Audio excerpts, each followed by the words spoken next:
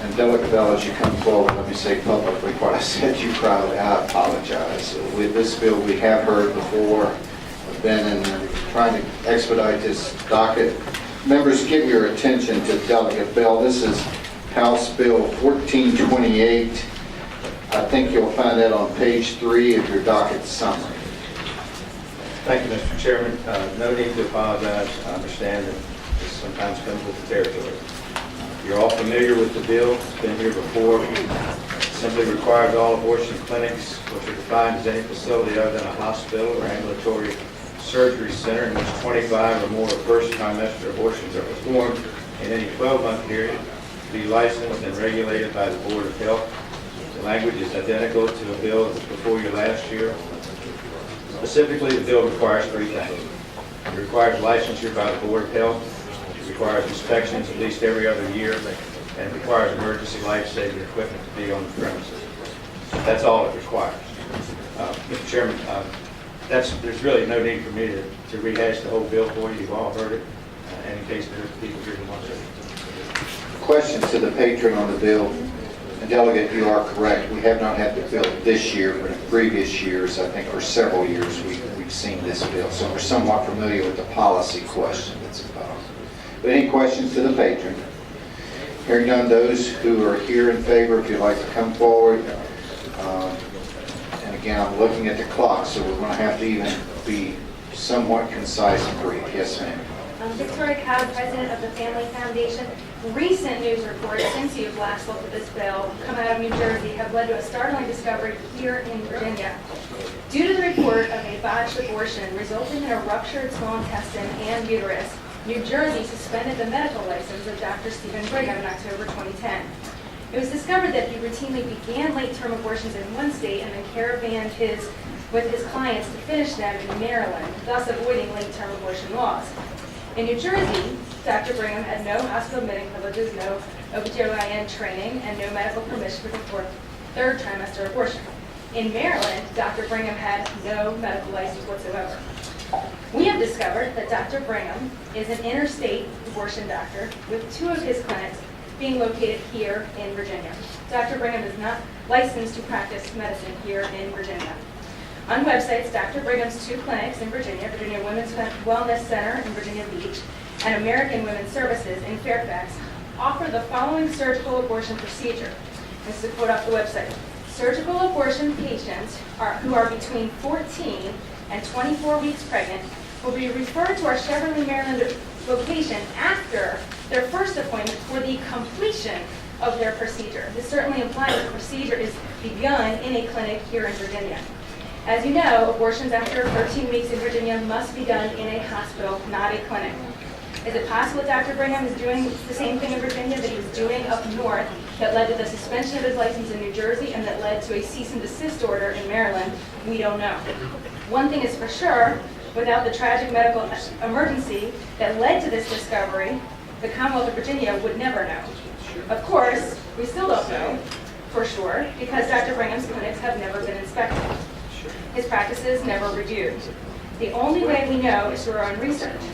Even knowledge of his existence and his troubling background do nothing to ensure safety.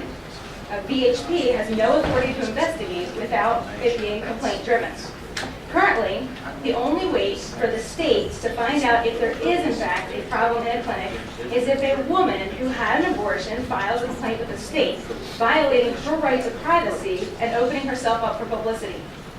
Those representing abortion centers claim the National Abortion Federation is the regulatory agency over abortion centers.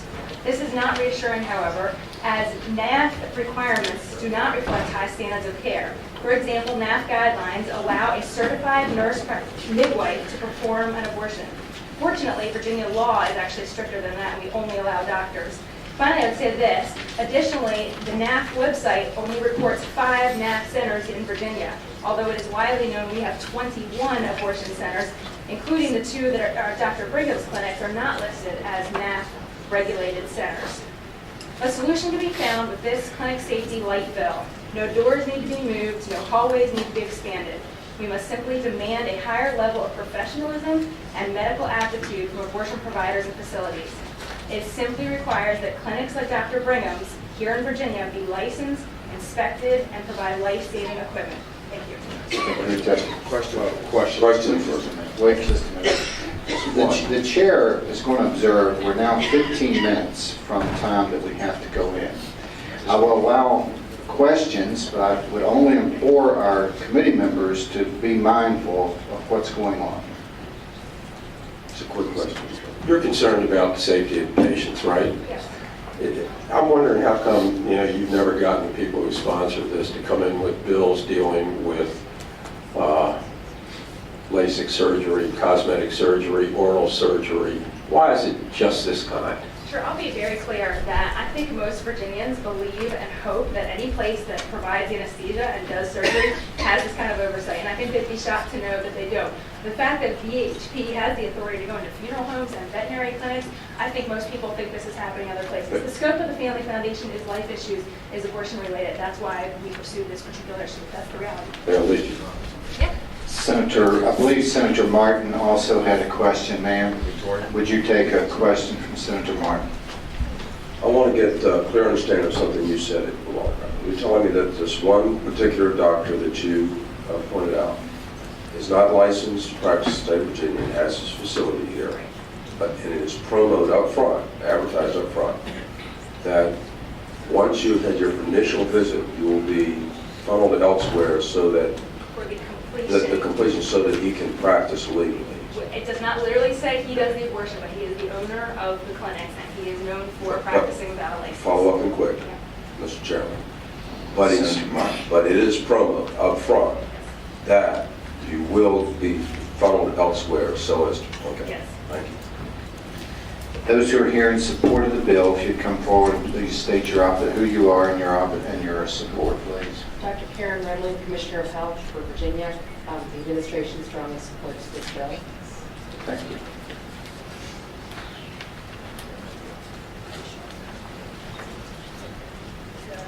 Louise Hart's a resident of Henrico County and representing the Virginia Society for Human Life, and we support this legislation. Thank you. Thank you, ma'am. Others here in support, please come forward and identify yourself.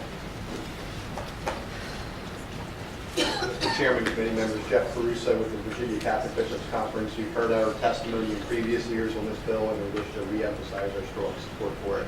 Thank you. Thank you. Others here in support. I'm Tammy Galloway. One item I expected to hear in support of this bill is that recently in Philadelphia, there's been a case where an abortion clinic had cats urinating on the floor. They had remains of babies in shoeboxes. This person has now been charged with 8 murders at his clinic. These kinds of things are atrocious. If I was to go in for LASIK surgery, or if I were to go in for getting my tooth pulled and I saw cats doing that on the floor, I would leave. But the thing is, the different situation is that these women, when they go into this situation, are under duress already. If they felt they could just walk up and leave, they would have. Okay? Now there's one woman who is dead because she felt like she couldn't just get up and go. So that is our community responsibility. That's why it's coming before you, because you have the responsibility to help protect those women who walk into those clinics and feel trapped. So you can at least give them a clean place to be, a better environment with that. That should never happen here in Virginia. Thank you for your testimony. Others here in support of the bill. Eddie Yellow, Executive Director, Virginia Assembly Independent Baptist, really support this bill. Thank you. Others in support? Seeing none, those who would like to come forward and state their opposition, please do so. State your name if you represent an organization. And we are going to have to be rather brief. Mr. Chairman and members of the committee, my name is Jessica Humke, and I'm the Director of Public Policy for Planned Parenthood Advocates of Virginia. I'm here today to oppose this bill. A new category of regulations is unnecessary. Abortions are already currently provided safely in accordance with standards set by federal and state regulatory agencies, as well as professional and licensing organizations. In Virginia, facilities that provide abortion services meet the standards enforced by the Virginia Board of Medicine and the Virginia Department of Health Professions. Abortion clinics are not regulated as ambulatory surgical centers because the Virginia Code does not require physicians' offices to be regulated as such unless the office is used principally for performing surgery. At Planned Parenthood, we dedicate 93% of our services to prevention. We offer cancer screenings, pap smears, sexually transmitted disease testing and treatment, contraception to prevent unintended pregnancies. Planned Parenthood is committed to the highest level of care and comfort for all of our patients.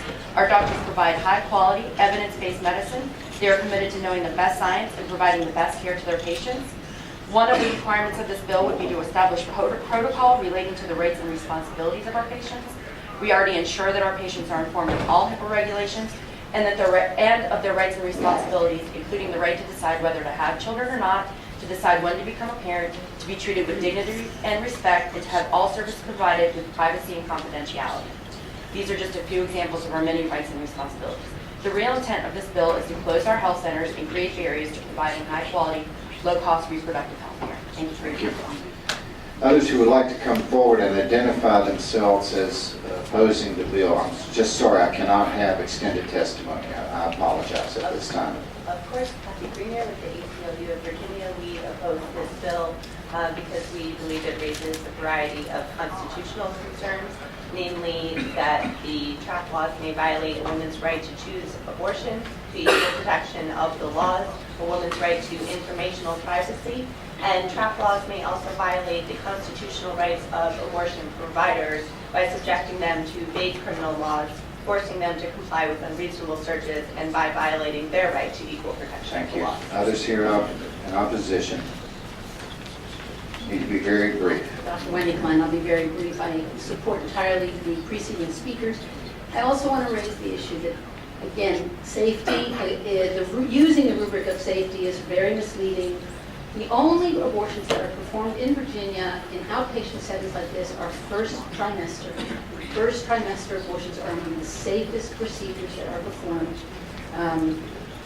The thing that we know, all right, very, very quick. Ma'am, I'll be very frank with you. I'm trying to be as tactful as I can. Just state your position and go back. We can't have extended testimony. I try to be as gentle as I possibly can. Yes, My name is Shelley Abrams. I'm the Executive Director of an independent abortion provider here in Richmond, Virginia. I have 4 sentences I'm going to read well, now. just that's okay. Then I'm against this bill. Thank you. That's, if you want to just state your point, it's fine. I just can't have extended testimony at this laid out. Yes, ma'am. Members of Virginia, I respectfully ask that you do not pass this legislation this year or any other year. Thank you. Madam Members, the League of Women Voters earnestly request that you oppose this bill. Thank you.